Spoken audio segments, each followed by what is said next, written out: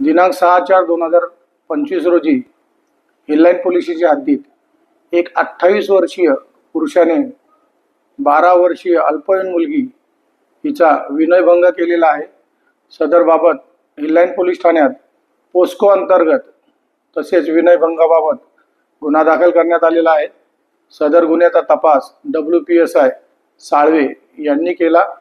सदर गुन्ह्यातील आरोपीत यास तात्काळ DB स्टाफ तसेच SC बंगारा राजवळ बडे यांचे मार्फतीने अटक करण्यात आली।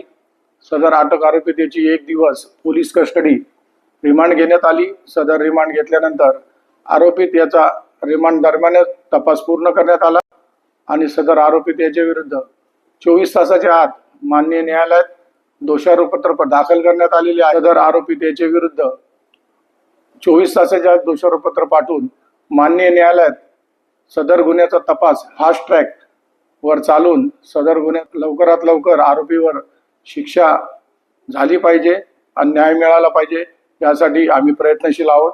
अशा प्रकारे हिललाईन पोलीस स्टेशनमध्ये उल्लेखनीय अशी कामगिरी करण्यात आलेली आहे।